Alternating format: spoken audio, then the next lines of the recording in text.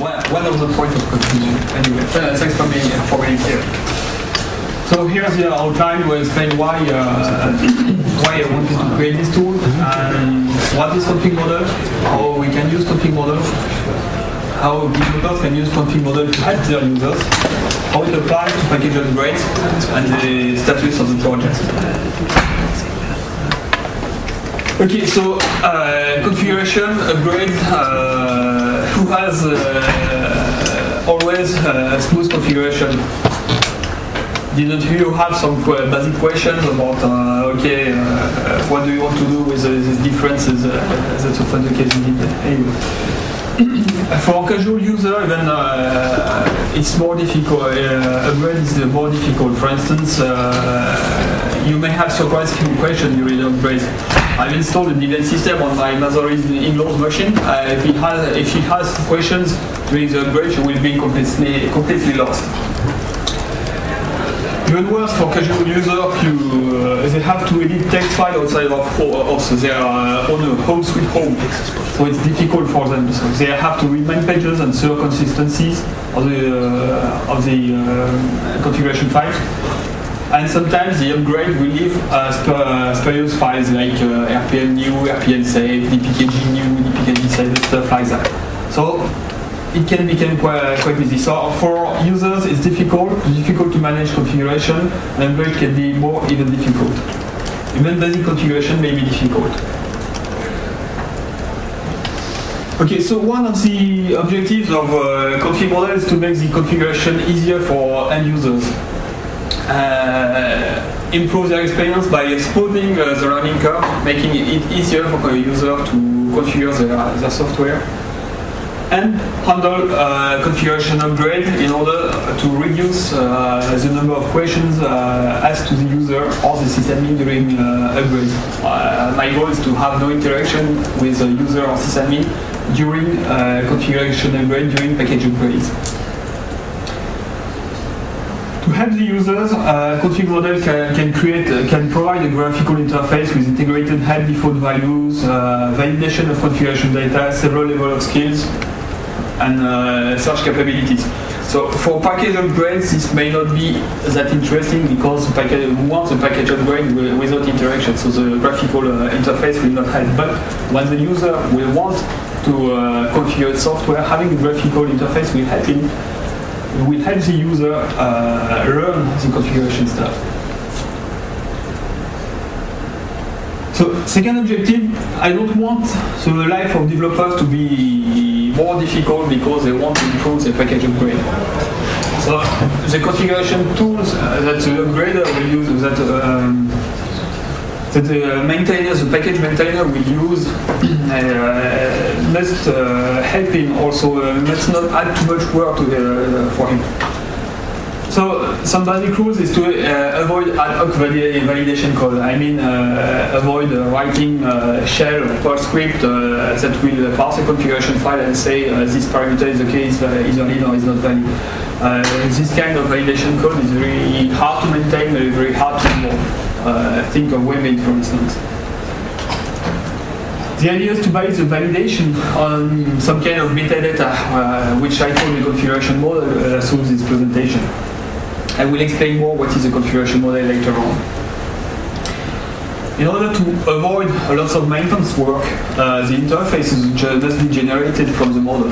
And the maintenance work of a configuration tool like this one is just updating the model, not modifying the code. And the model will be designed, I will show you how it will be designed to upgrade the configuration files, be it a user configuration file in the .dot directories, in the home directories, or system configuration files that are stored in /etc. And in order to help developers maintain and create the models, GUI is provided also, which helps the maintainer the packages to learn how to create a model. I've also strived to reduce to the minimum the code required to read or write configuration files.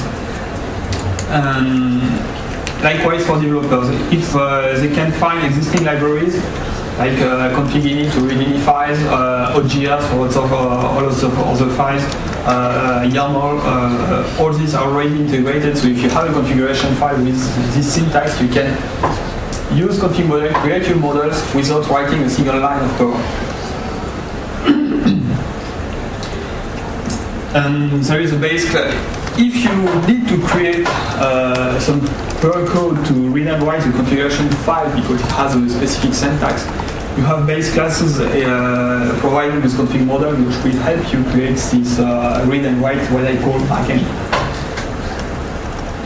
I forgot, if you have questions, feel free to ask. Don't hesitate to ask questions during the session. I want it to be interactive. So here's the main design of configuration model. You have the user interfaces. So in gold, orange, you have the functions which are provided by config model. In blue is provided by the guy who will design the model for his application, or a packager, or on the distribution side. And in green is it's provided by the user, the end user that will use your package. It's his configuration data in green. So how does it work? In fact, when the validation engine is loaded, it will load your model, which you created, read the files, the content of the file, store it in a tree. We'll explain what is a tree. It will store all the configuration data in a way which will be able to use and validate. And if the user wants to use this model to edit its configuration, he can use one of the several GUIs which are generated from the model. There is a vertical graphical GUI, there is a cursor interfaces generated if you don't have Xorg available. There is a brand new Fuse interfaces, so it's more a program interface than a user interface, but it will map any configuration parameters as files and directories in a virtual file system. And there is a good old command line for hardcore sysadmin. Okay, any question on the design? Okay, so what is a model? Configuration data is represented as a tree. This may be obvious if you have configuration stored as XML or in an Apache configuration file. In essence, it's a tree of data. It's not so obvious, for instance, for SSH configuration. You have a list of parameters, but if you look closely, when you have a match parameter, you begin to define another node in the tree. So the model defines the structure of the tree of the configuration file. It defines, in fact, the structure of the configuration data. The node of a tree is represented by a configuration, what I call a configuration class in the model. And each parameter in the tree file is represented as a leaf in the tree. It's an element of the node. So each class will contain elements, parameters, and optionally specification to access the configuration file, what I call the backend, which means okay, you must access this file, which is named foo.conf, using the ini syntax, and then it will be able to load the configuration data into the model. And optionally, you can also provide a build instruction. Say, okay, this keep hello parameters, TCP, this keep parameters, keep alive parameters is obsolete. Now it's named TCP keep alive. This is a real example from SSH config. What is an element? Each configuration element is kind of a strongly typed stuff. So it has a type. Is it a leaf, a hash, which is also a name for a dictionary? A simple list or a node. A node is a reference to another configuration class. It's an instance of another configuration class. So you can construct complex trees by using node elements. Sorry. It will have constraints on each element value, whether it's integer, has a maximum value, minimum value. It will have a default value.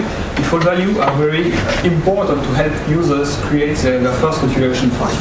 If you don't have default values, then the application or defines the model, the user may be left in the dark.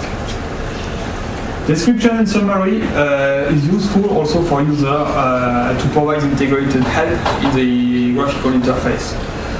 Of course, it's not that helpful when you want to upgrade configuration because it must be silent and without interaction. But for your user, when he has to edit the configuration file, it will be very good. Experience level is also used to help the user learn the configuration. First, by presenting him only the beginner's elements. So you will hide all the complex details and provide only the elements that will help have a working configuration but hide the complex details.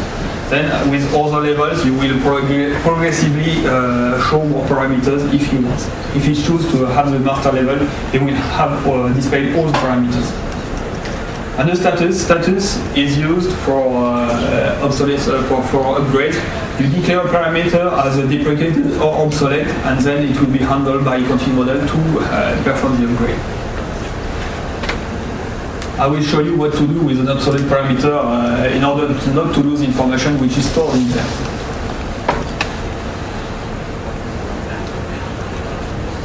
Okay, a model should be a complete description. If you want to help your user, a model should be a complete description of all the parameters that can appear in the configuration file, all the parameters that will be accepted by the application. But fortunately, there can be lots of them. For instance, for SSHD configs, you have at least 60 or 70 parameters. Moreover, the software will evolve. So new parameters will be added in the new version. You may not be aware of these new parameters, or you may be falling behind the evolution of the software you created a model for. It's easy to miss parameters. And sometimes in some specification you have, let's say, fallback parameters. We've seen that in some places we have X something, and something is free to use, so you can use whatever you want. So I've created now. You can declare a fallback, declare a condition where you can take this parameter, okay, and accept it. And how you can accept it? Will it be handled as a leaf element? Will it be handled as a list? You can specify this. So here you can specify that if the name matches X minus and something else behind, you will create on the fly a leaf element with a string type, which is you can put whatever you want in there. So this is a way to cope with the non-parameters and create models which can be more simple. You can also specify warning conditions. Sometimes the value of a parameter may be allowed, but it may be considered as dangerous or problematic. In this case, you can specify a warning condition and a warning message to warn your user. It will be up to the user whether to decide whether he wants to fall back and remove the warning or stay with the warning. So you can create this also and code this in the model. You can help the user fix the warning, declare fix instructions, which will be applied by the user if he wants, but it's optional, it's not mandatory. Here, for instance,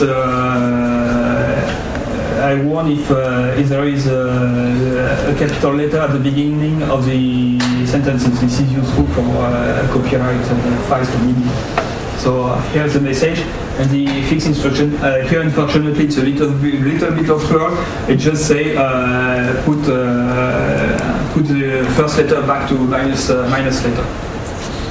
So this is quite handy. But for package upgrade, this would require user interaction. So it's useful for user interaction when he edits the configuration file. But for package upgrade, it's not so useful. So it's a mixed bag. Okay, so what do you need to create a model? First, you need to read the man pages because the structure is not always clearly shown like in XML file or in Apache. Sometimes you have to dig out the structure of the configuration tree. You have to list and identify the config parameters, constraints in relation. Okay, so this is required if you want to create a complete model for better user interaction. Then you have to decide what to do with accept with unknown parameter. Accept them or reject them. One problem if you accept unknown parameters is that you may not know if the user did introduce a new parameter or if he made a typo. So accept condition is also mixed by is it good or bad. It's good to perform package upgrades because you can deal with lots of more situations, but for user interaction it may be bad because it will not detect user mistakes. So it's not so obvious what to do, but it depends on what your target is. You have to identify upgrade issues like deprecated parameters, restructuring of the configuration file, and find upgrade path. By upgrade path, I mean what to do with the old format, old data, and how to inject them in the new format, the new data. That's what at stake. And then you have to find several valid examples. Verify that you correctly understood the documentation, which is not so obvious, and create the non-regression test. If you want to take a photo, I will let you take the photo. Okay. Okay. So the configuration documentation is translated into a format. This format which is the Perl data structure, and it's a format usable by a config model. The structure is translated into a set of configuration class. Here you have the SSH configuration class.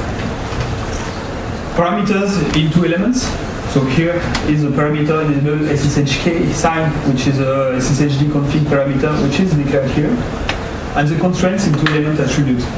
In this case, this leaf parameter is a boolean. And SSHD by default consider it as 0. So if it's missing from the configuration file, this value is considered as 0. There is a description.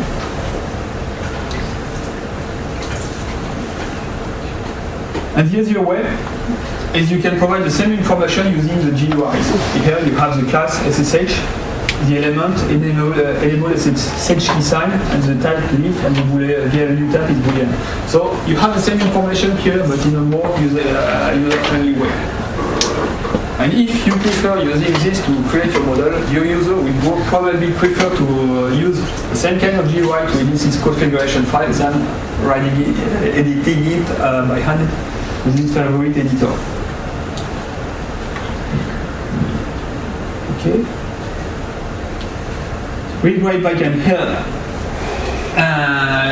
In the top level class, in the main class, you will have to declare what's needed to, what is the syntax of the configuration file. So you can declare that it's a YAML file, ini file, which is a Windows, well-known Windows format. Is it shell variables, a list of keywords equals something, or is it raw.js, or is it a Perl data structure? And that's what's currently provided. If you need something else, okay, but just send me a mail. I will show you the mailing list, the pointers, and so on, or just log a bug either on Debian BTS or on cpan request tracker, and I will deal with it. We'll discuss. Okay, when you are, as an application designer, you have some time to create configuration file to add parameters. So here are some pitfalls to avoid. First, avoid creating new parameters. Any new parameters you have is a potential problem you have with your users. You will have to understand what's going on, what is purpose, and you will have to document it. But if you have to create new parameters, it's very good to really think about the name of the parameter and the values. It's part of the choosing a good name is part of the documentation. If you choose correctly the name and values, you will have less documentation to type. So think about it, and you will gain time. Provide default values either in the application or in the model. So the application can work with an empty configuration file, it can work more accurately without user interaction. Which means the configuration file with default value can be generated by the config model, but you must not ask questions to the user for the application to work. And choose the right syntax from well-known syntax. Avoid special conventions saying, okay, if my class name in the ini file begins with class underscore, it's another structure, it's a special meaning. No, avoid that. If the ini class file is the structure of the ini class file is not enough to represent your structure of your configuration, please do not use this syntax. Use whatever syntax will support structured data with arbitrary types. You can choose YAML, JSON, XML, or whatever, but don't choose ini files. Don't add special conventions.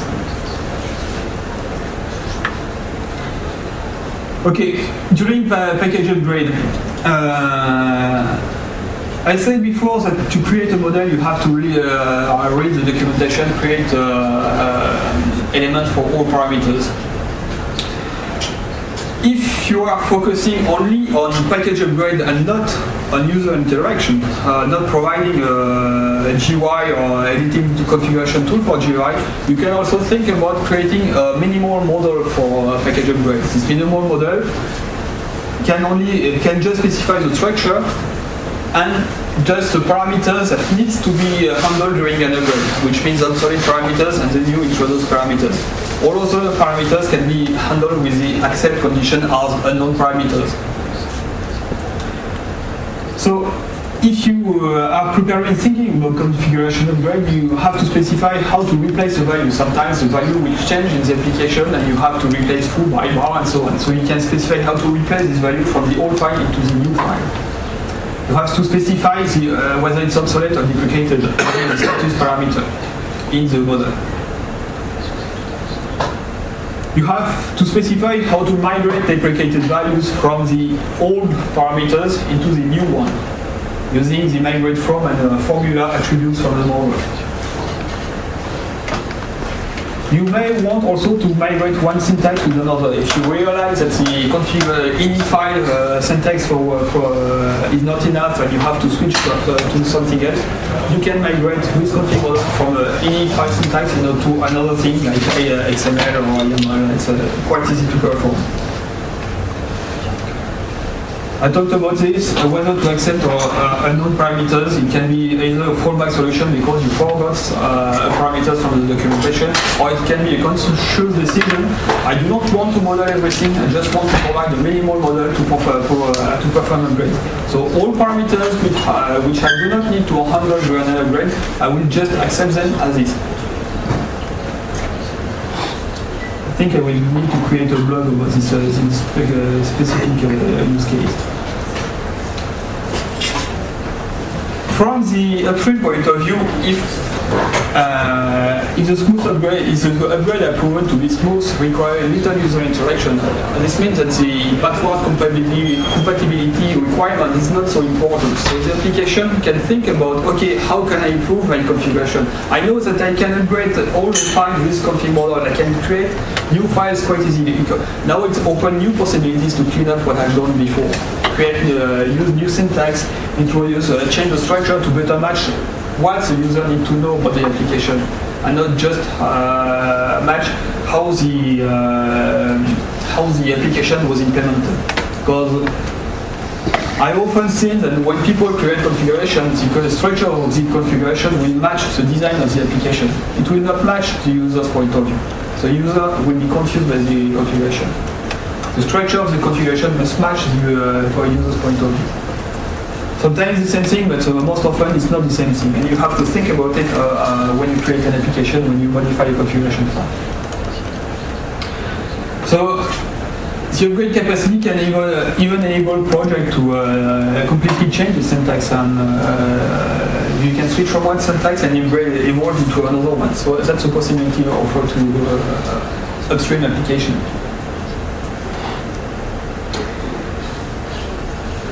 Okay, so I've talked about the GUI. So here's what the user will see. For instance, he wants to configure SSHD. You will see all the parameters. and when you have a green arrow, which means that the value is changed compared to the standard value, which is the default value. So here you see that 3 parameters were changed. And you have on the right the description, which is shown to the user. This description was filled into the description attribute of the model.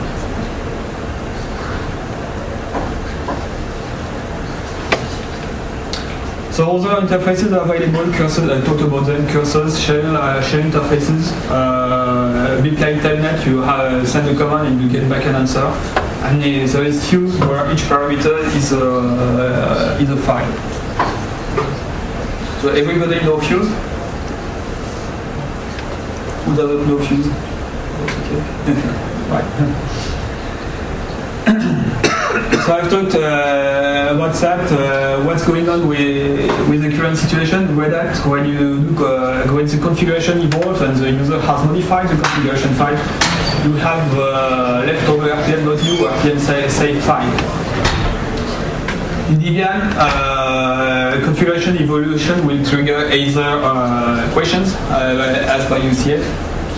And the question is often, okay, the configuration has changed. Do you want to keep the upstream or keep your own file? And okay, what should I do? If you go details, you will have a diff, and it's not user friendly. And it will leave also for your files like pkgdu, libtd. In all cases, sysadmin or the user will have to go back, merge stuff from files, delete files, and in all cases it requires good knowledge. So for me it's not very acceptable situation if we want to take over the world. Okay, so here's my proposal. Use config model to merge all user data, the data, configuration data that the user has spent time filling in his configuration file. And merge also all the evolutions that the evolution of the application either triggered by upstream or triggered by packaging. And these evolutions are encoded in config model as a brain instruction. So this enables to merge smartly without user interaction, user data from upstream or packaging data, configuration data, without the user interaction. The model with merge capability can be implemented anywhere in the software creation chain. It can be implemented by a upstream project, it can be implemented or enhanced by distribution, it can be implemented or enhanced in direct distribution, like Netflix or something else. Okay, so down this chain of distribution, the model can be improved at each step. It's not an issue. Here's an example of a model with a migration. So I've shown it in Perl syntax, which you have the all keep alive parameters. The important point is that status is deprecated, so it's not to be removed eventually to be completely removed. And the new parameter is now TCP keep alive. It's the same semantic, just the name has changed. And here is the instruction to retrieve the old value. Here I define a formula which is just a simple replacement of the variable keep alive, and the variable keep alive is defined here. And this special string here means go up one level and fetch the value of keep alive parameter. So I go up one level, the keep alive parameter, fetch the value and copy it and propose it as a default value in the TCP keep alive parameter. So here I have migrated the value. And the instruction can be more complex. You can fetch here. You can fetch it anywhere in the configuration tree. So you can handle more complex cases. Questions?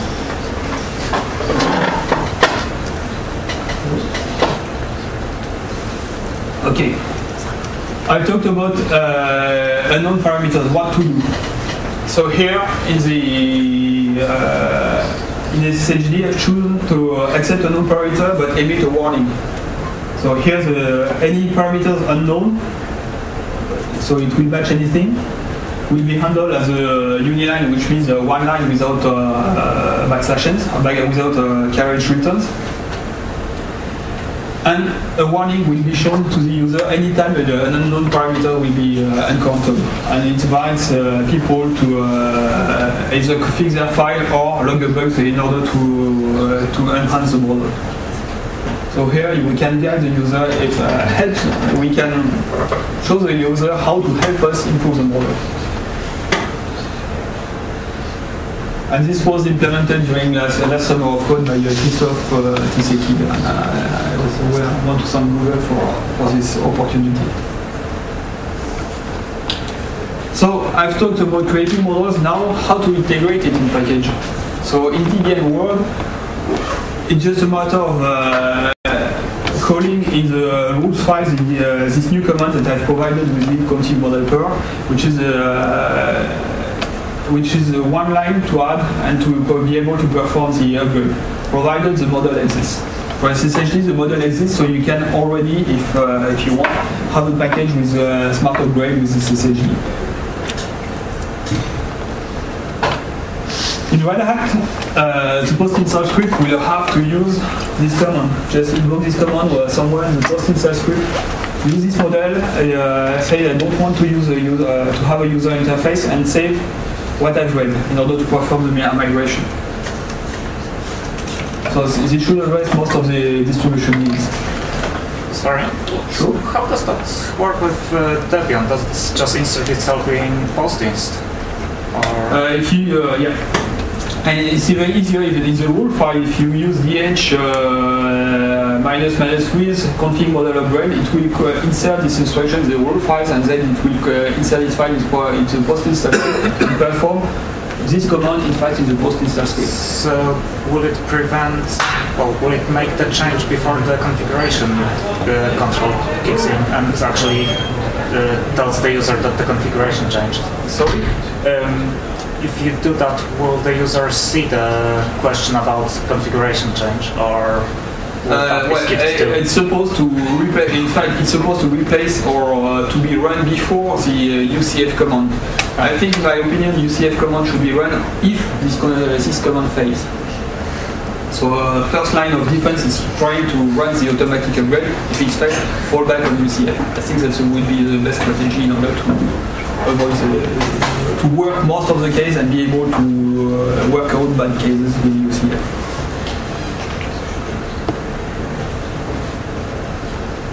So what are the currently available models? So OpenSSH for SSHD and SSH config. You can even use config model to edit the configuration of your client, SSH client, and it will edit the .ssh config file.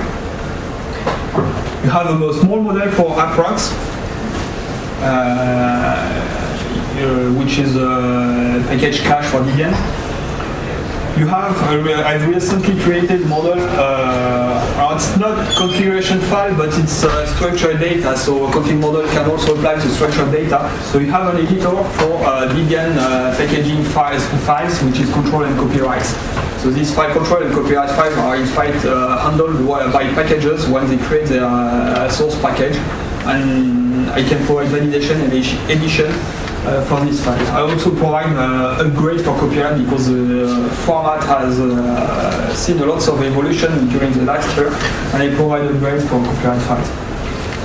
I've put in small Kerberos file model because it was contributed by someone, but he had moved to other work, and he just gave me the model, but he no longer maintains it. So I'm quite reluctant to ship it because I don't know anything about Kerberos. So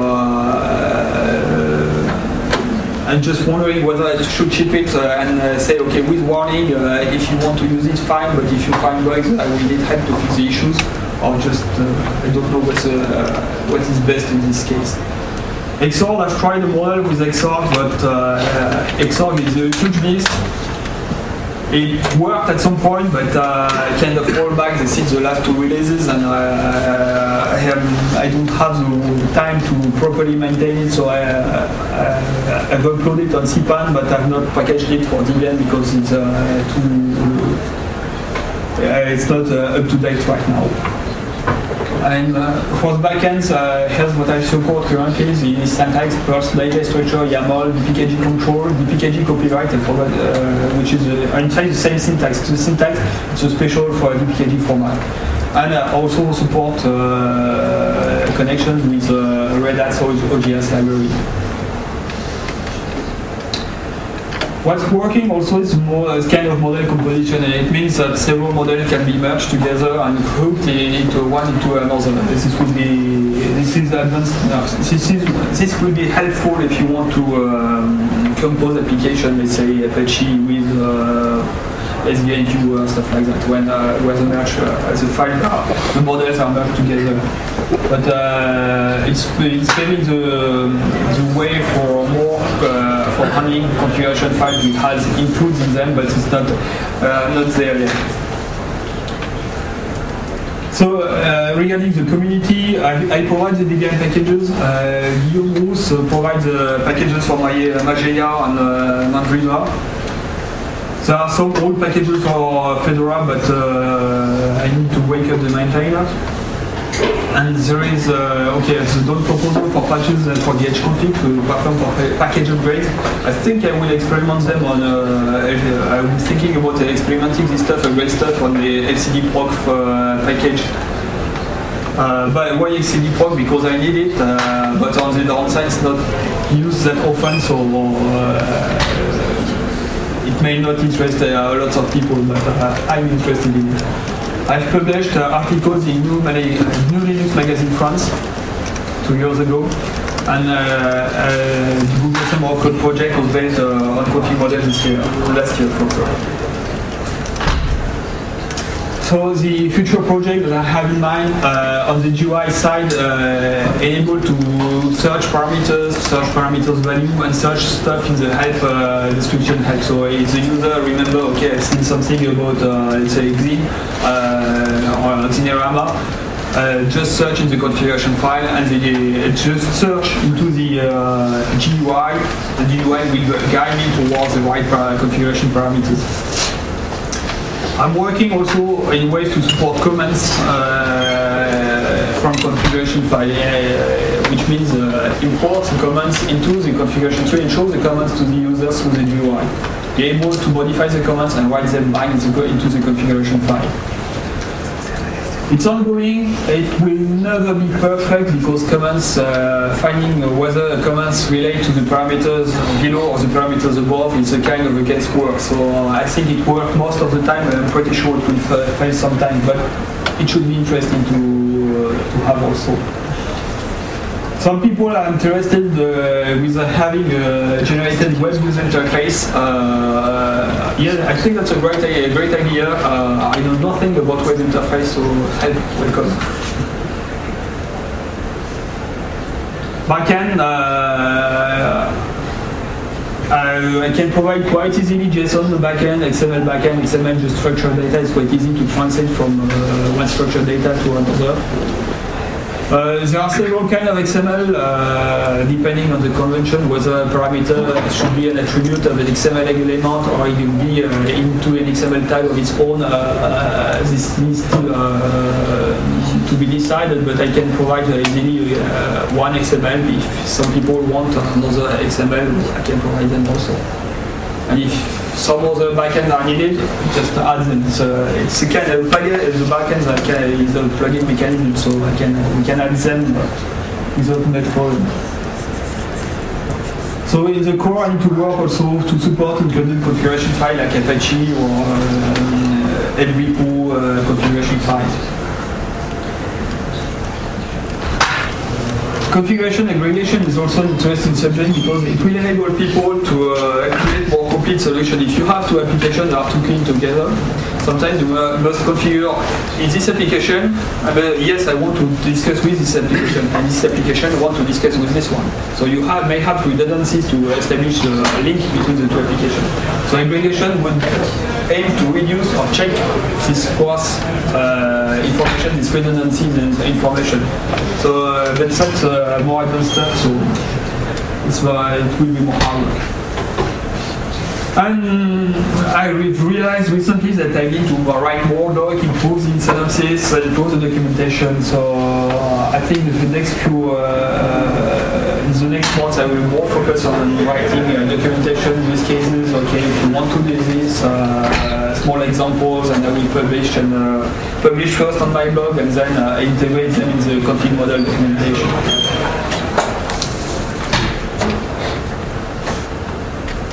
Okay. So what are the users waiting, even if they are not aware of it?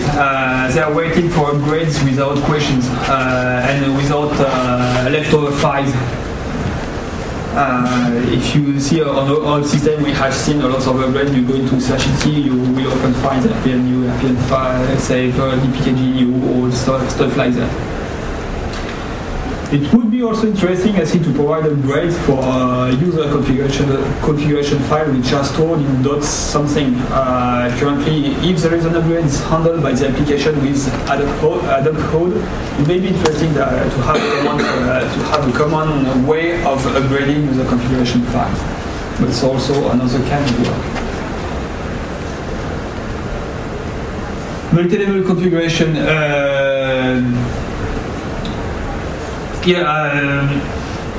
Debian blends for Score Linux, for instance, had some problem because they have to customize configuration for their own derived distribution.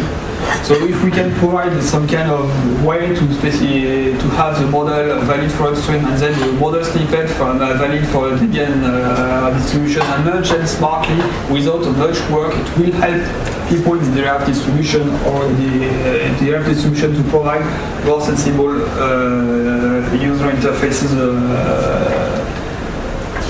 and more without less work. So that's what we need to provide also. Okay, here are the links. I will not detail, but if you, I think the presentation will be distributed for them, so you will be able to click on this to have more information. Now that's all for the presentation. It's demo time now because we can't do a real presentation without a demo.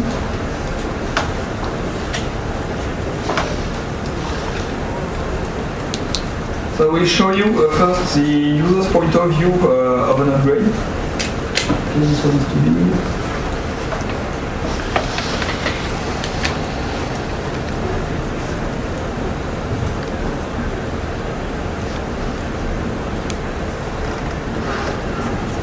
So here, what's happened? I'm showing you on the right the current configuration file SSHD. It's very simple. I've reduced it to the bare minimum to show you what's going on.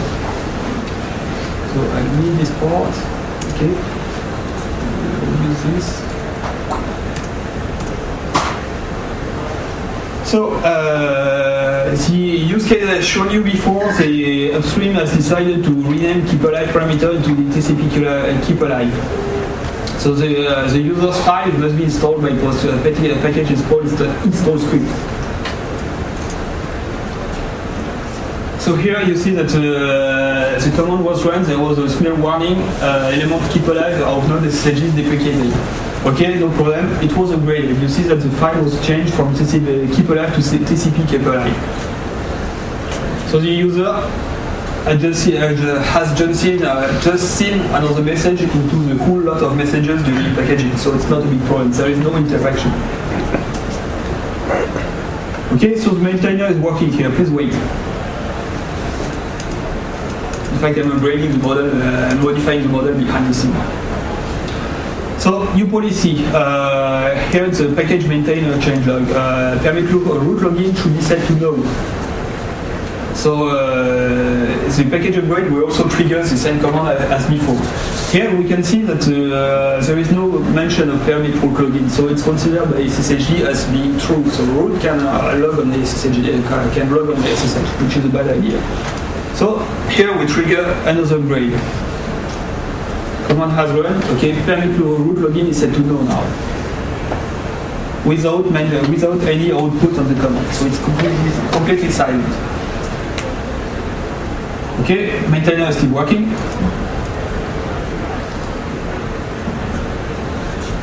Okay, we want to maintain a changelog. There was a security alert. We want to reduce the list of cipher which is enabled in the SSHD. So here again, no cipher list proposed. So we push this change to the user. Continue. And here's a new list of user ciphers which is recommended by package maintainer. Okay, the list is completely bogus, but you get the idea. The cipher is legal, but I don't know if they are valid or not valid, and stuff like that. So just one. Even the command line is safe for user. You can try to modify a value, and the command line will check whether it's valid or not. For instance, I'm French. I want to change ignore errors with oui instead of yes. I try this command. Okay. Config model is not happy, it does not know oui, it does not know French, it expects a yes or no. Okay. So the command line is safe also. If you want to use a virtual file system, obviously it's not for the user, it may be useful for scripts or other programming languages like Java. So here I'm running, I've mounted in the background the content, semantic content of SSH into the MyFuse directory. Here I will run ls on the directory. And here you have all the available parameters of SSHD. I told you that SSHD was quite complex. SSHD supports all these parameters.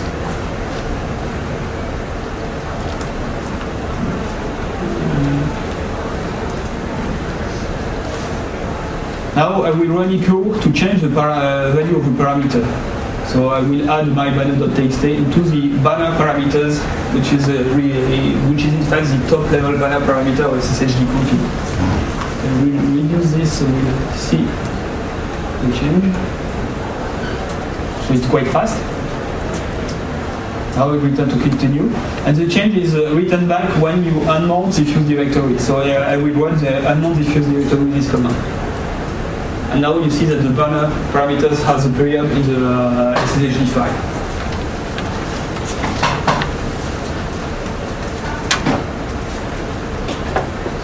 Okay, Fuse directory is not very user-friendly, so what will the user will see?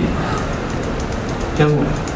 So here you have the same parameters, and here you can see that the banner is indeed changed compared to the origin. And you have also parameters, available parameters. And if you are master, you can change it at the master level, and you have even more available parameters for SSHD config. SSHD is a beast.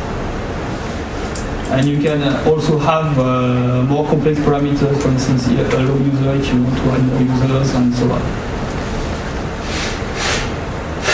And let's try to change something here, for instance. So this, store, save. You should see a modification here. Ignore user non-host here. Let's check, it's updated. 5 minutes. I just have time to run the maintainers.com. Okay. Where is my mouse? Okay.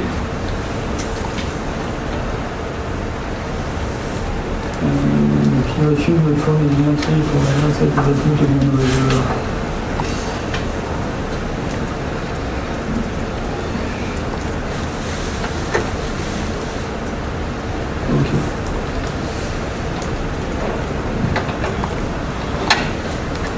Now, what has the maintainer needs to do? Okay, so here's the same kind of scenario. Just from on the user point of view, I need to run the. Okay, let's perform the agreement. Now I have to add the distro policy. It can be done either through the graphical interface, but you can also modify the model with the command line here. I will just add the SSLT class in the element permit through plugin, and we set the default value to no, and the default and delete the default string parameters.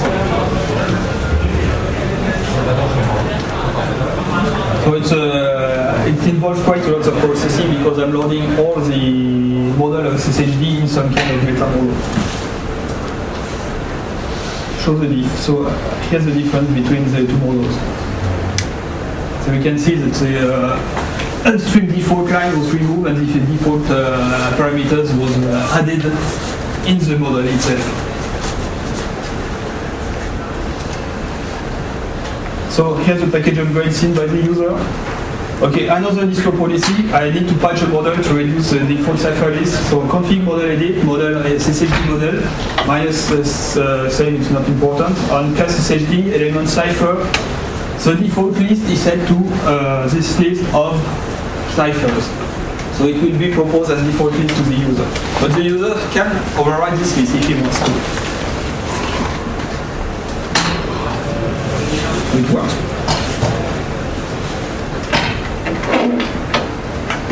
Okay, no. Now you have the upgrade of the cipher list of the user's configuration file. Usability is not formatted because this may be quite cryptic to type, so you can also modify your model through a configuration file, GUI, SSHD model, SSHD element. You should see the cipher, edit the list, checklist, yeah, here's the ciphers. Okay, so here is the parameter ciphers, here, this model here, as the should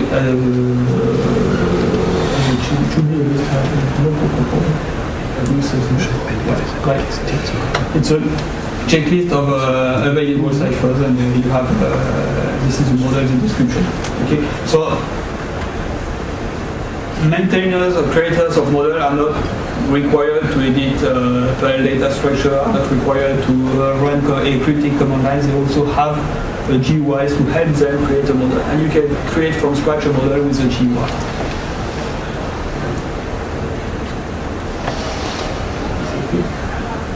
Save data. It's irritating when the window appears in the other screen. Okay, that's it. Questions? Yes. Yeah. Two connected questions, really. One is who owns the model, I mean which package, and the second one is do you version models? What I'm getting at is if I just install the config model from cpan, will it upgrade my packages config even though packages are still... No, if you install the package from cpan, it will obviously put the new version of the model, but it will upgrade your configuration file only if you choose to run the config edit command. So it will be your decision. Or as question of ownership, well, I'm open to all possibilities. Currently, all the models are within cpan because I developed them. But if one project wants to develop its own model and ship with its own application, I have no problem with it. It's just a kind of a plugin. I'm completely open with this. And even, I will even support people who want to create model for their own application. If they need a modification, improvement in config model, we can talk. If they need a new backend, we provide it, and that's not a problem. Yep. In the model we have summaries and descriptions. Does it support good text? Well, the idea is to summarize, to provide a very small one-line summary in order to display it in a kind of summary report. It's a bit like the one-line description summary of a package compared to the big description of a package. It's two ways to explain the same thing, but one is very small that you can show in a GUI, very compact GUI, and the other is quite extended, so you would take more space on the GUI. But essentially, does it support translating? Currently, no. I have not worked on it supporting translation. It's part. I have that in mind, but it's not. It was not a priority.